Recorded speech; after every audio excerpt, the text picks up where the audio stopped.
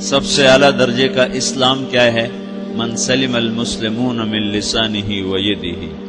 زندگی میں یہ طے کر لو، کوئی کتنا ہی تمہیں دکھ پہنچائے، کوئی کتنا ہی تمہاری بےعزتی کرے، چپ ہو جاؤ، سہ جاؤ. مرنے والے کی کیا عزت، کیا ذلت. میں نے تو مر کے دیکھا ہے اور مجھے یہ حدیث سمجھ میں آئی ہے بڑی اچھی طرح، موتو قبل ان تموتو، کہ مرنے سے پہلے مر جاؤ. اس وقت اگر میں مر جاتا تو مجھے کوئی گالیاں دیتا تو مجھے کیا نقصان تھا، اور مجھے کوئی نعرے لگاتا میرے لیے تو میرا کیا نفع تھا. تو مرنے سے پہلے مر جاؤ.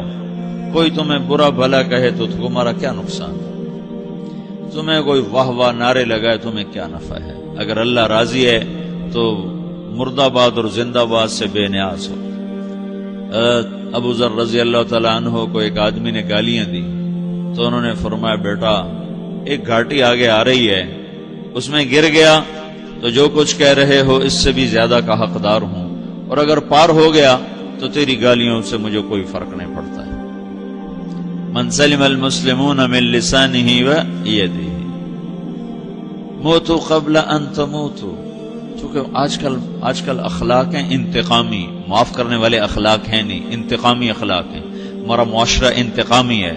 اچھا کرو گے تو ہم اچھا کریں گے، برا کرو گے تو ہم برا کریں گے، جیسا کہو گے ویسا ہم سے سنو گے. یہ ہمارا ماحول ہے، یہ ہمارا.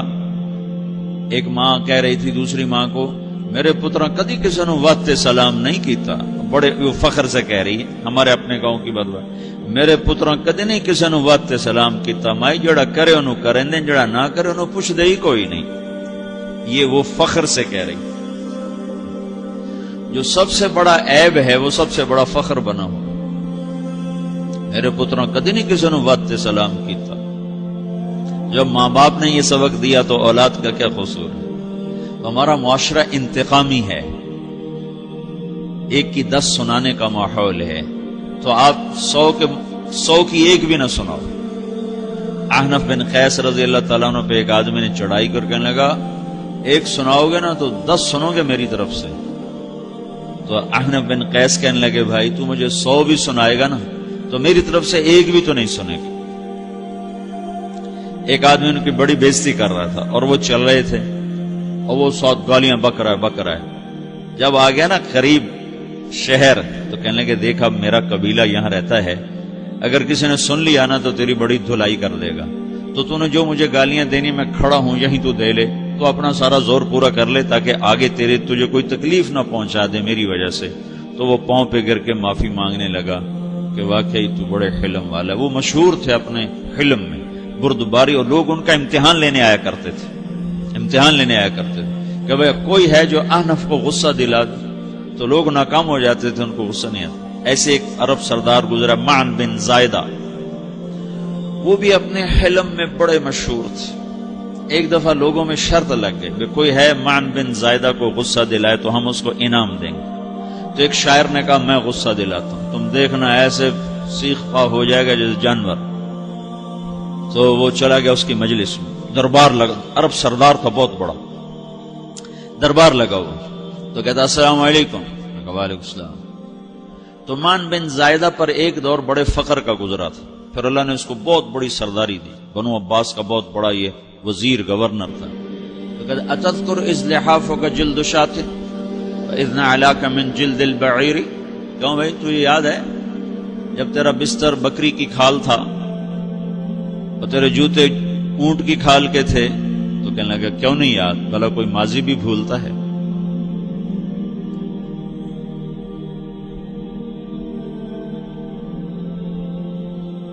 تو وہ کہنے لگا پہلا وار تو خطا کا فسبحان الذی اعطاک ملکا وعلمک الجلوس علی السریر.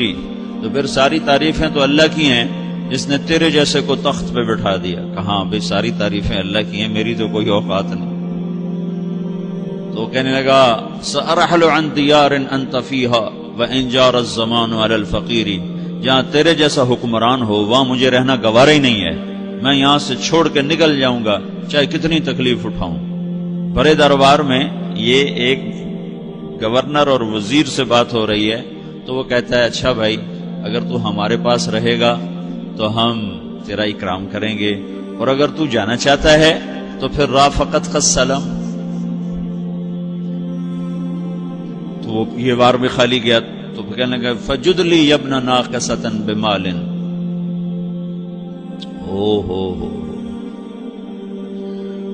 او گندی ماں کے بیٹے مجھے کچھ عطا بھی کر، میں بغیر پیسے کے سفر کیسے کروں گا؟ عرب کو کسی کو بھی ماں کی گالی دے دینا پھر عرب سردار ہو. فجد لی ابن ناقصۃ بمال، بری ماں کے بیٹے مجھے کچھ پیسے بھی دے، میں نے جانا ہے. میں کہا بھائی اس کو 3000 دے دیا جائے. اللہ تو کہنے لگا قلیل ما آتیتنی و انی لأطمع منک فی الکثیر، یہ تو بہت تھوڑا تو نے دیا ہے، مجھے اور دے. کہا اچھا بھائی 3000 اور دے دو. تو وہ شاعر کی بھی آنکھیں پھٹ گئیں. کہنے لگا اب ٹھہر جا ٹھہر جا، اب میں تیری اصل تجھے بتاتا ہوں.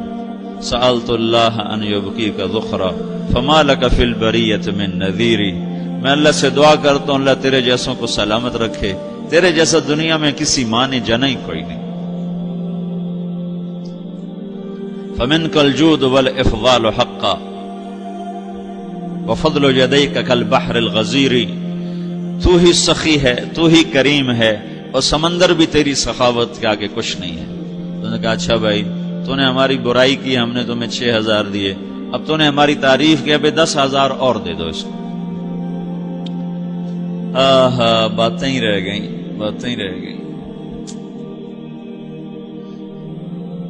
کہاں سے لائیں ایسے لوگ؟ ہمارا معاشرہ انتقامی ہے، بدلہ لینے کا ہے، بدلہ لینے کا. تو میرے ساتھ کیا میں نے بھی کرنا ہے.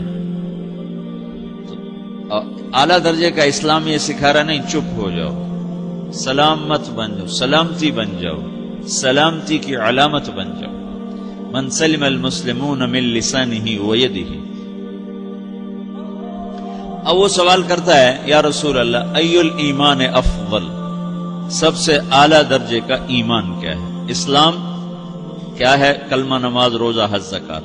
اعلیٰ درجے کا اسلام کیا ہے؟ من سلم المسلمون من لسانہ و یدہ. یہ اخلاق کا ادنا درجہ ہے، ادنا درجہ ہے. ادنا درجے پر پہنچ کر آپ اسلام میں اعلیٰ درجے پر آ سکتے ہیں. وہ سوال کرتا ہے ایمان کیا ہے؟ تو آپ نے کہا اللہ پر، فرشتوں پر، کتابوں پر، رسولوں پر، موت کے بعد کی زندگی پر، تقدیر پر. اب ایک اور سائل سوال کرتا ہے ای الایمان افضل، سب سے اعلیٰ درجے کا ایمان کیا ہے؟ تو آپ نے فرمایا حسن الاخلاق، اچھے اخلاق سب سے اعلیٰ درجے کا ایمان ہے. جو آدمی اسلام میں، جو آدمی اخلاق میں، جو مرد عورت اخلاق میں ادنا درجے پر ہوتا ہے وہ اسلام میں اعلیٰ درجے پر پہنچتا ہے. اب اگر وہ اخلاق میں اعلیٰ درجے پر آ جائے تو اب یہ کہاں پہنچے گا؟ اب یہ کہاں پہنچے گا؟ میرا نبی کہہ رہا ہے سب سے اعلیٰ درجے کا ایمان ہے حسن اخلاق، حسن اخلاق. ابو ہریرہ نے پوچھا یا رسول اللہ وما حسن الاخلاق، یہ بھی ایک اور حدیث ہے. یا رسول اللہ حسن اخلاق کیا چیز ہے؟ تو آپ نے 3 چیزیں فرمائی، تصل من قطعک وتعطی من حرمک وتعفو عمن ظلمک. جو تم سے توڑے نہ تم اس سے جوڑو. نہیں کرتا سلام نہ کریں، کوئی ہم چھوٹے باپ کے ہیں؟ ہم تو کبھی بھی نہ کریں، ہم تو کبھی بھی نہ منہ تھوکیں بھی نہیں ہم تو میرا نبی کہہ رہا ہے جو توڑے تم اس سے جوڑو، جو محروم کرے اسے عطا کرو، جو زیادتی کرے اس سے درگزر کرو. یہ 3 کام جو عورت مرد کر لے گا یہ اخلاق کے اعلیٰ درجے میں ہے. جب یہ اخلاق کے اعلیٰ درجے پر پہنچتا ہے تو پھر میرا نبی کیا بشارت دیتا ہے؟ ادنا درجے پر پہنچ کر تو اعلیٰ مسلمان کی بشارت ہے، اور اخلاق میں اعلیٰ درجے پر پہنچ کر میرا نبی کہتا ہے کاد الحلیم ان یکون نبیا، اعلیٰ اخلاق والا بس نبی بنتے بنتے رہ جاتا ہے. اعلیٰ اخلاق والا ایسے ہے جیسے کہ نبی، قریب ہے کہ وہ نبی بن جائے. یہ تو ہے نا ترجمہ، لیکن ہم ہمارے اردو میں کہتے ہیں وہ نبی بنتے بنتے بنتے رہ گیا. کیا مطلب؟ کہ اس میں اور نبی میں صرف نبوت کا فرق رہ جاتا، باقی وہ سب کچھ حاصل کر لیتا ہے. تو یہ سارے دین کا میں نے آپ کو خلاصہ بتایا ہے کہ میری آپ کی ضرورت ہے کہ میرا اسلام اعلیٰ درجے کا ہو، من سلم المسلمون من لسانہ و یدہ، میرا ایمان اعلیٰ درجے کا ہو،